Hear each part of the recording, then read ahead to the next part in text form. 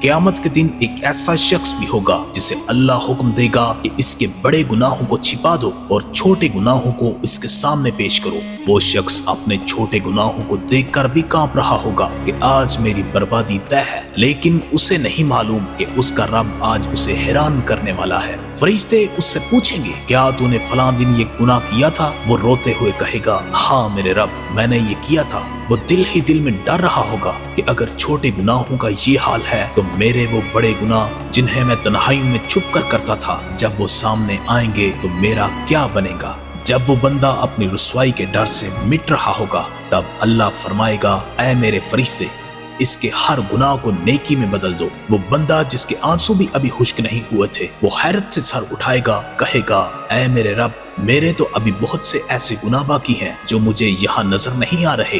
وہ گناہ جن سے وہ ڈر رہا تھا، اب وہ انہیں ڈھونڈ رہا ہوگا تاکہ وہ بھی نیکیوں میں بدل جائیں۔ اور نبی کریم صلی اللہ علیہ وآلہ وسلم نے جب یہ واقعہ سنایا تو آپ مسکرا دیے، یہاں تک کہ آپ صلی اللہ علیہ وآلہ وسلم کے دندان مبارک نظر آنے لگے۔ یہ اللہ کی وہ محبت ہے جو ایک ماں کی محبت کو بھی شرما دے۔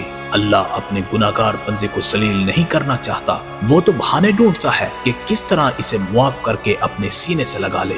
تمہارے گناہ پہاڑ جتنے سہی، مگر تمہارے رب کی رحمت کی ایک لہر ان پہاڑوں کو ریت کی طرح بہا لے جانے کے لیے کافی ہے۔ وہ کہتا ہے، اگر تم زمین بھر گناہ لے کر آؤ تو میں زمین بھر مغفرت لے کر آؤں گا۔ بس ایک بار سچے دل سے پکار کر تو دیکھو، جس رب کے پاس اتنی رحمت ہے، کیا تم اب بھی اس سے دور رہو گے؟ لوٹ آؤ اس کی طرف، اس سے پہلے کہ توبہ کا دروازہ بند ہو جائے۔